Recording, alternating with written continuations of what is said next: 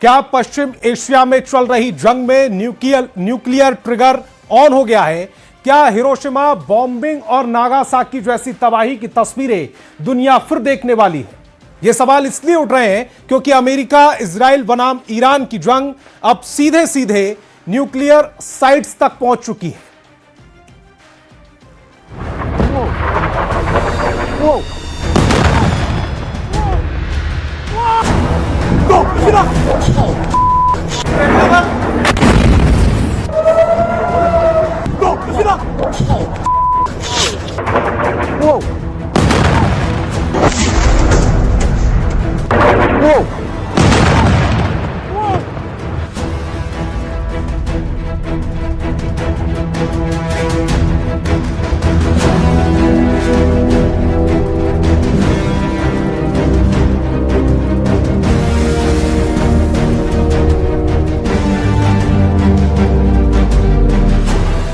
जंग के मैदान में फूटी न्यूक्लियर चिंगारी।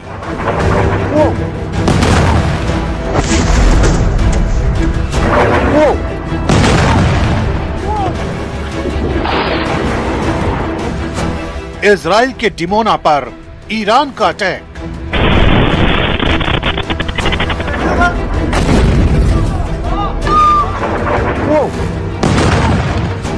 जंग का चेन रिएक्शन, दुनिया में टेंशन।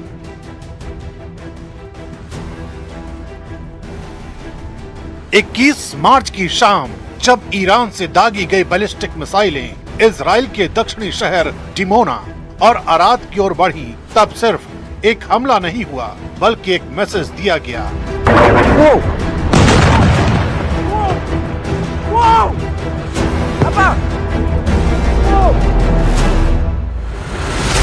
ईरान ने साफ कर दिया, अगर उसके न्यूक्लियर ठिकानों पर हमला होगा तो जवाब भी वही मिलेगा।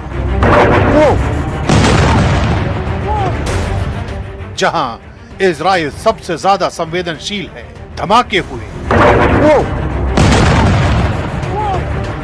इमारतें ही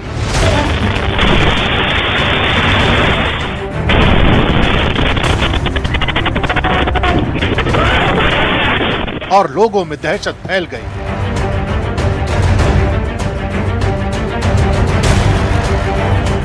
डिमोना कोई साधारण शहर नहीं है। यहीं मौजूद है Shimon Peres Negev nuclear research centre, Israel के गुप्त परमाणु कार्यक्रम का दिल। यही वो जगह है जहां प्लूटोनियम उत्पादन और न्यूक्लियर रिसर्च होती है। हालांकि मिसाइलें इस हाई सिक्योरिटी फैसिलिटी के कोर तक नहीं पहुंच पाई, लेकिन इस हमले में 200 से ज्यादा लोगों की मौत का दावा किया जा रहा है।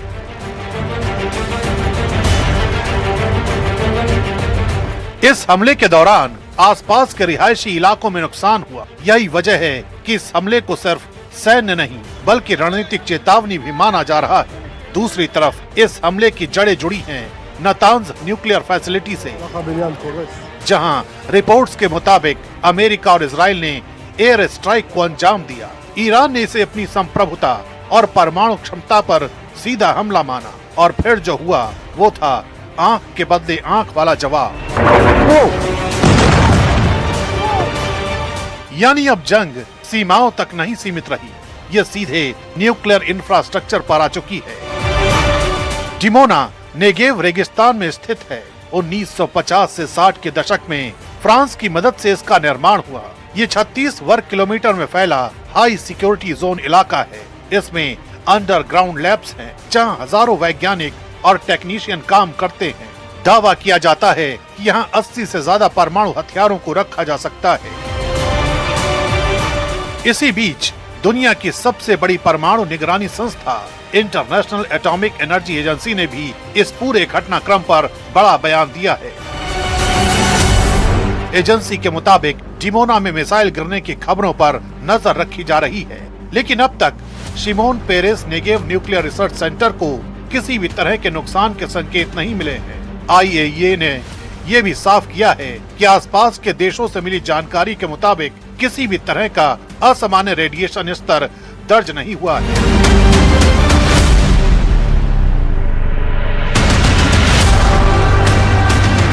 एजेंसी लगातार हालात पर नजर बनाए हुए है। IAEA के director general Rafael Mariano Grossi ने सभी पक्षों को चेतावनी देते हुए कहा है,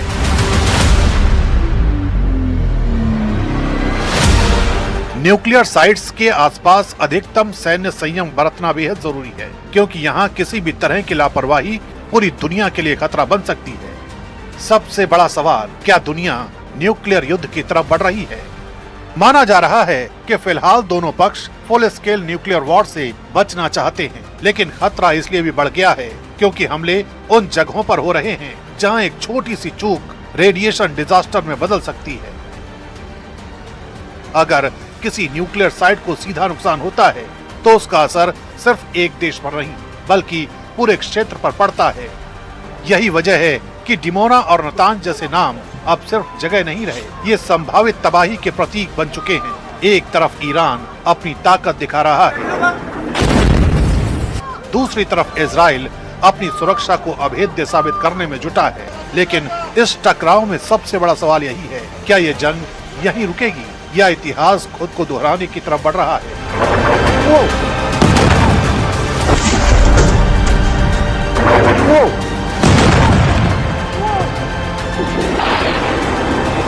क्योंकि अगर न्यूक्लियर ट्रिगर सच में ऑन हुआ तो अगली कहानी सिर्फ जंग की नहीं बल्कि अस्तित्व की होगी।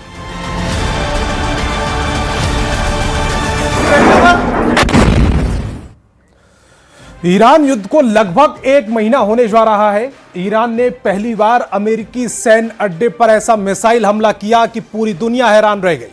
दावा किया जा रहा है कि ईरान ने 4000 किलोमीटर दूर अमेरिकी सैन्य अड्डे पर 2 बैलिस्टिक मिसाइलें दागी हैं, जिससे अमेरिका और इजराइल भौचक्के रह गए हैं।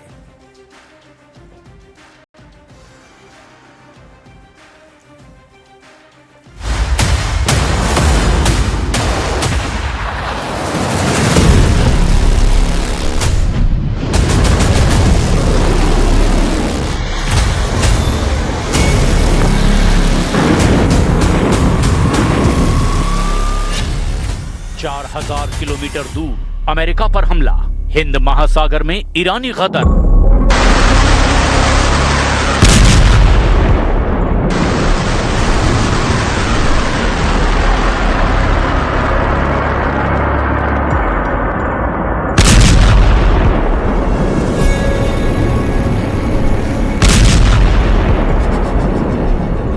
ईरान युद्ध का चौथा हफ्ता शुरू हो चुका है। यकीन करना मुश्किल है कि जिस जंग को लेकर ट्रंप ने दावा किया था कि ये 4 दिन में खत्म हो जाएगी, वो जंग अब चौथे हफ्ते में पहुंच चुकी है। ईरान ने अपने सरप्राइज अटैक और बेहद तीखे मिसाइल हमलों से न सिर्फ इजराइल को तबाह किया, बल्कि अमेरिका के पश्चिम एशिया में मौजूद लगभग सभी अड्डों पर हमले करके साबित कर दिया कि ईरान के मिसाइल हमलों को रोकना लगभग नामुमकिन है। हैरानी की बात तो ये है कि जो ट्रंप दावा कर रहे थे कि हमले में ईरान की 80% मिसाइलें और लॉन्चर तबाह कर दिए गए हैं, वो ईरान अब हिंद महासागर में अमेरिका और ब्रिटेन के सबसे बड़े और ताकतवर अड्डे डिएगो गार्सिया पर सीधा हमला करने लगा है। अमेरिकी मीडिया ने खुद दावा किया कि ईरान की 2 मध्यम दूरी की बैलिस्टिक मिसाइलों यानी IRBM ने डिएगो गार्सिया को निशाना बनाने की कोशिश की। यानी ईरान से 4000 किलोमीटर दूर अमेरिका के उस बेस पर हमला किया गया जहां पर परमाणु बम वर्षक, परमाणु पनडुब्बियां और फाइटर जेट बहुत बड़ी संख्या में मौजूद हैं। ईरान ने न सिर्फ ट्रंप की नींद उड़ा दी है, बल्कि नेतन्याहू को भी 11 मिसाइल हमलों से हल्का बक्का कर दिया है। यानी वार पलटवार में घटनाक्रम तेजी से बदल रहा है। लेकिन इस बदलते घटनाक्रम की हम शुरुआत करते हैं ईरान के उन मिसाइल हमलों से जिससे इस वक्त सबसे ज्यादा खौफ में अमेरिका है।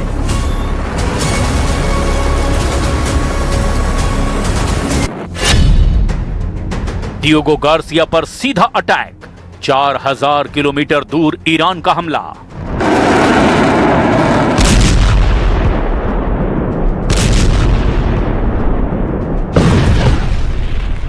अमेरिका के ऑपरेशन एपिक फ्यूरी और इजराइल के रोरिंग लॉयन ने मिलकर के लगभग 15,000 से ज्यादा ठिकानों पर ईरान में हमला किया। बेतहाशा बमबारी और मिसाइल हमलों में ईरान का इस वक्त एक भी ऐसा मिसाइल या सैन्य अड्डा नहीं बचा जहां पर हमला ना हुआ हो। स्ट्रेट ऑफ हॉर्मुज, फारस की खाड़ी, अरब सागर और खर्ग द्वीप पर अमेरिका और इजराइल ने इतनी भीषण तबाही मचाई है कि ईरान से जबरदस्त पलटवार की रत्ती भर भी उम्मीद अमेरिका और इजराइल को नहीं थी। लेकिन अब ईरान ने फारस की खाड़ी, अरब सागर से भी कहीं दूर हिंद महासागर में मौजूद अमेरिका और ब्रिटेन के सबसे बड़े सैन्य अड्डे डियोगो गार्सिया की तरफ ऐसा हमला किया जिसे देखकर ना सिर्फ इजराइल हैरान है बल्कि अमेरिका भी सन्न रह गया है। जरा इस एनिमेशन से ईरान के उस हमले को समझने की कोशिश कीजिए जो ईरान से 4000 किलोमीटर दूर स्थित है, जबकि दावा किया गया था कि ईरान के पास 2000 से लेकर 2500 किलोमीटर तक ही मार करने वाली मिसाइलें हैं। जरा इस एनिमेशन को देखिए। ईरान ने डियोगो गार्सिया पर मध्यम दूरी की बैलिस्टिक मिसाइलों यानी IRBM से हमला किया। अमेरिकी खुफिया रिपोर्टों के दावों के मुताबिक ईरान ने या तो चाबहार या बुशर क्षेत्र से अमेरिकी अड्डे डियोगो गार्सिया पर मिसाइलें दागी है। दावा किया जा रहा है कि ईरान ने 2 मिसाइलें दागी है जिनकी रेंज 4000 किलोमीटर थी। डियोगो गार्सिया बेस ईरान से लगभग 4000 किलोमीटर दूर है। अब तक ईरान की घोषित मिसाइल क्षमता केवल 2000 किलोमीटर तक थी, लेकिन इस हमले ने साबित कर दिया कि ईरान के पास गुप्त रूप से लंबी दूरी की मिसाइलें मौजूद है। अगर ईरान का ये हमला कामयाब हो गया होता तो डियोगो गार्सिया अड्डे पर मौजूद B-2 बम वर्षक, परमाणु पनडुब्बियां और F-16 फॉल्कन जेट को भी भारी नुकसान हो सकता था। अमेरिकी अधिकारियों के मुताबिक एक मिसाइल बीच हवा में ही टूट गई, जबकि दूसरी को अमेरिकी युद्धपोत ने SM-3 इंटरसेप्टर्स के जरिए मार गिराने का दावा किया और डियोगो गार्सिया बेस को कोई बड़ा नुकसान नहीं हुआ। Well, look, we can have dialogue, but I don't want to do a ceasefire. You know, you don't do a ceasefire when you're literally obliterating the other side. They don't have a navy, they don't have an air force, they don't have any equipment they don't have any spotters, they don't have anti-aircraft, they don't have radar, and their leaders have all been killed at every level. We're not looking to do that. बाल बाल बचा B-2 बम वर्षक, तबाह होने से बची परमाणु पनडुब्बियां। अमेरिकी खुफिया रिपोर्ट के मुताबिक ये मिसाइलें ईरान के मुख्य हिस्सों दक्षिणी ईरान के चाबहार या बुशर क्षेत्र से दागी गई हैं। डियोगो गार्सिया से सबसे कम दूरी ईरान के दक्षिणी तट से लगभग 3800 से 4000 किलोमीटर है। एक अनुमान के मुताबिक यहां से मिसाइलें दागी गई, ये एक संभावना है और ईरान के पास मिसाइल सिटीज यानी भूमिगत बेस का एक बड़ा नेटवर्क है। माना जा रहा है कि इन लंबी दूरी की मिसाइलों को सुरक्षित रखने के लिए अंदरूनी पहाड़ी इलाकों से लॉन्च किया गया होगा। डियोगो गार्सिया हिंद महासागर के बीचों बीच स्थित अमेरिका का सबसे गुप्त और महत्वपूर्ण सैन्य बेस है। इसे फुटप्रिंट ऑफ फ्रीडम भी कहा जाता है क्योंकि यहीं से अमेरिका पूरे मध्य पूर्व और एशिया पर नजर रखता है। इस बेस से अमेरिका मुख्य रूप से लंबी दूरी के हमलों को अंजाम देता है। ईरान ने इसी अड्डे पर हमला करके अमेरिका की नींद उड़ा दी है। B-52 स्ट्रेटोफोर्ट्रेस तैनात है। ये विशाल विमान परमाणु और पारंपरिक दोनों तरह के बम गिराने में सक्षम हैं। ईरानी मिसाइलों ने इन्हें टारगेट करने की कोशिश की है। B-1B लांसर ये सुपरसोनिक बम वर्षक है जो भारी मात्रा में गाइडेड मिसाइलें ले जा सकता है। ये भी ईरानी मिसाइलों के टारगेट पर था। B-2 स्पिरिट दुनिया का सबसे घातक रडार से बचने वाला विमान है जो सीधे ईरान के अंदर घुसकर हमला करने की क्षमता रखता है और इसीलिए भी ईरान ने इसे तबाह करने की कोशिश की है। यहाँ पर तैनात अमेरिका के F-16 फॉल्कन जेट भी तैनात हैं जिसे मिसाइल हमले से टारगेट करने की कोशिश की गई। ईरानी परमाणु मिसाइलों का बड़ा टारगेट डियोगो गार्सिया में तैनात अमेरिकी परमाणु पनडुब्बियां भी है। यहाँ परमाणु पनडुब्बियां SSGN और गाइडेड मिसाइल डिस्ट्रॉयर हमेशा तैनात रहते हैं। यहाँ अमेरिका के विशाल रसद जहाज प्री पोजिशन्ड शिप्स भी रहते हैं जिनमें एक पूरी आर्मी ब्रिगेड के लिए महीनों का राशन, टैंक और गोला बारूद भरा होता है। इसके अलावा अमेरिका के लॉजिस्टिक्स विमान जैसे हवा में ईंधन भरने वाले KC-135 टैंकर और भारी सामान ढोने वाले C-17 ग्लोब मास्टर भी ईरानी मिसाइलों के टारगेट पर थे। ईरान ने इस बार खुर्रमशहर 4 जैसे मिसाइलों का इस्तेमाल किया है। अगर ऐसी कोई मिसाइल वहां सफलता से हिट करती तो इसके परिणाम बेहद गंभीर होते। डियोगो गार्सिया वो लॉन्च पैड है जहां से अमेरिका ईरान पर बमबारी करता है। अगर इसका रनवे या फ्यूल डिपो तबाह हो गया होता तो अमेरिका के लिए मध्य पूर्व में हवाई हमले करना बहुत मुश्किल हो जाता और अमेरिका के स्ट्राइक पावर भी खत्म हो जाती। ये द्वीप ईरान से 4000 किलोमीटर दूर है। अब तक इसे सुरक्षित जोन माना जाता था। अगर हमला कामयाब हो जाता तो यह साबित कर देता कि अमेरिका का कोई भी बेस अब सुरक्षित नहीं है। ईरान का डियोगो गार्सिया पर निशाना साधना केवल एक सैन्य कार्रवाई नहीं, बल्कि अमेरिका को यह संदेश देना है कि अमेरिकी अड्डे ईरानी मिसाइलों की पहुंच से बाहर नहीं हैं।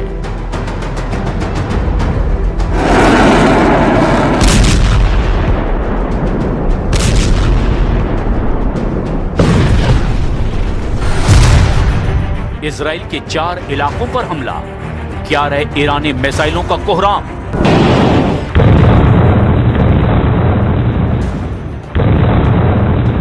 इस वक्त ईरान के हमले सबसे आक्रामक दौर में पहुंच चुके हैं। भीषण तबाही और बर्बादी झेलने वाला ईरान अभी भी इजराइल पर इतने प्रचंड और सटीक हमले कर रहा है जिसने लगभग पूरे इजराइल में कोहराम मचा रखा है। लेकिन सबसे ज्यादा हैरानी की बात तो यह है कि जितने हमले ईरान अकेले अपने दम पर इजराइल और अमेरिकी अड्डों पर कर रहा है, उससे 20 गुना से भी ज्यादा हमले अमेरिका और इजराइल मिलकर ईरान पर कर रहे हैं।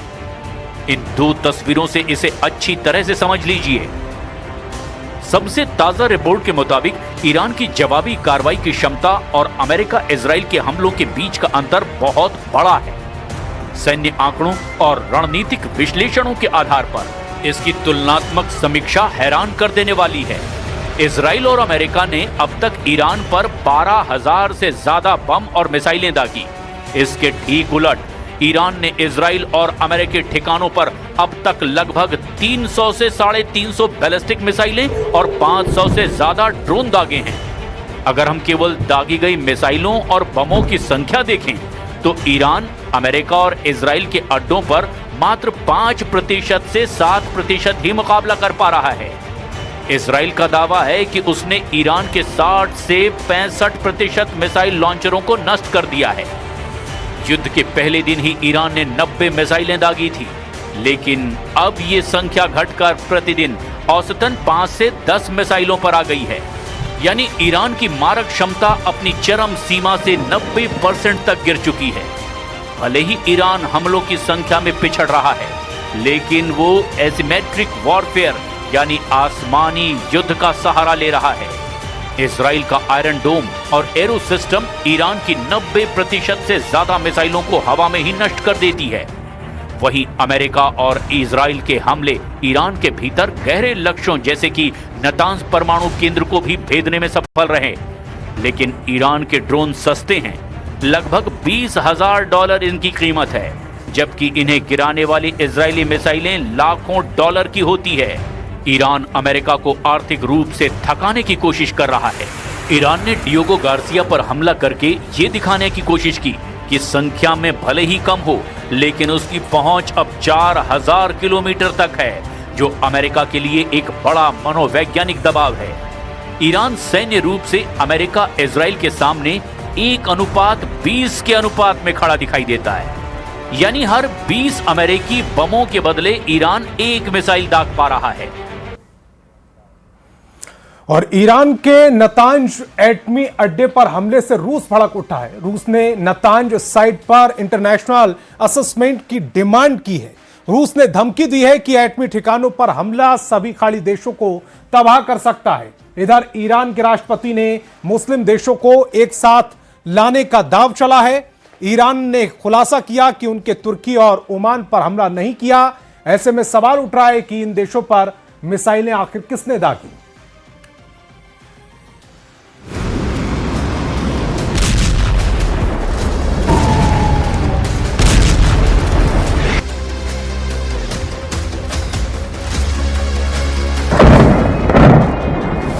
ईरान का नतांज एटमी अड्डा फिर अमेरिका इजराइल के टारगेट पर आ गया है। ईरान की तस्नीम न्यूज एजेंसी की रिपोर्ट के मुताबिक परमाणु अड्डे पर बमबारी से भारी नुकसान पहुंचा है। हमले के बाद नतांज साइट की तस्वीर ऐसी है जिसमें बैकअप टरबाइन जनरेटर तबाह हुए देखे जा सकते हैं। पावर सप्लाई की सपोर्ट बिल्डिंग भी बमबारी में झुलस गई है। अमेरिका इजराइल के हमले में नतांज साइट का इलेक्ट्रिकल सबस्टेशन जलकर राख हो गया है। जंगी जेट से ड्रॉप किए गए बमों ने नतांज अड्डे के पायलट फ्यूल प्लांट को भी बर्बाद कर डाला है।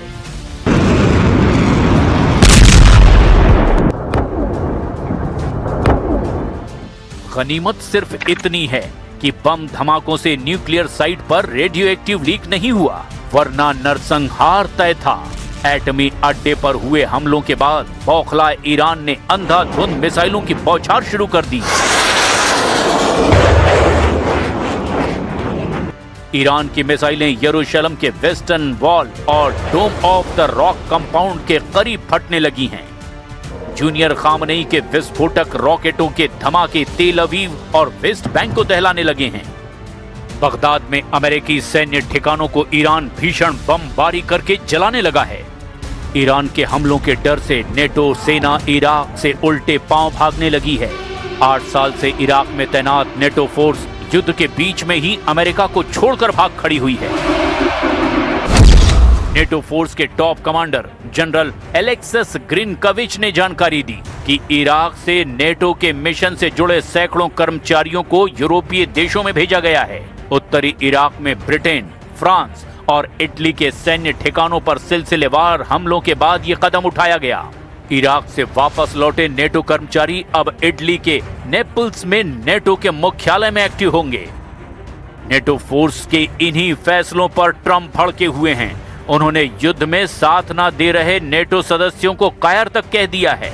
हालांकि इसके बाद भी किसी नेटो देश ने युद्ध का रिस्क लेना सही नहीं समझा, जिसके बाद ट्रंप ने फिर से हॉर्मुज में नेटो से मदद मांगी है। हॉर्मुज में अमेरिका की मुश्किलें बढ़ने के बाद ब्रिटेन ने बड़ा कदम उठाया है। प्रधानमंत्री कीर स्टारमर ने अमेरिकी सेनाओं को ब्रिटेन के सैन्य अड्डों से ईरान पर हमले का लाइसेंस दे दिया है। अमेरिका अब RAF, फेयरफोर्ट और हिंद महासागर के डियोगो गार्सिया बेस का इस्तेमाल हॉर्मुज स्ट्रेट में डिफेंस के लिए कर पाएगा। युद्ध का एपिसेंटर अब स्ट्रेट ऑफ हॉर्मुज बन गया है, जहां ईरान सब पर भारी पड़ रहा है। लेकिन ट्रंप हॉर्मुज स्ट्रेट पर कंट्रोल का मिशन शुरू कर चुके हैं। अमेरिका ने अपने सबसे विध्वंसक हथियारों को वॉर जोन में भेजना शुरू कर दिया है। ट्रंप ने बॉक्सर एम्फीबियस रेडी ग्रुप और 11वीं मरीन एक्सपीडिशनरी यूनिट को हॉर्मुज पर कंट्रोल के लिए भेजा है, जिसके साथ USS पोर्टलैंड और USS कॉमस्टॉक ट्रांसपोर्ट डॉकशिप भी भारी भरकम हथियारों को लेकर पहुंचे हैं। इन तीनों जहाजों पर 4000 से ज्यादा मरीन्स और सैनिक तैनात हैं। USS बॉक्सर पश्चिम एशिया पहुंचकर USS त्रिपोली से जुड़ जाएगा। USS त्रिपोली पर पहले से ही 2200 मरीन्स तैनात हैं। अब ईरान के पास कुल अमेरिकी सैनिकों और मरीन्स की तैनाती 8000 के पार पहुंच गई है। ट्रंप को पता है कि हॉर्मुज में ईरान को हराना आसान नहीं। हालांकि वो दावा कर रहे हैं कि इसके लिए उन्हें कई देशों की मदद चाहिए। It's a simple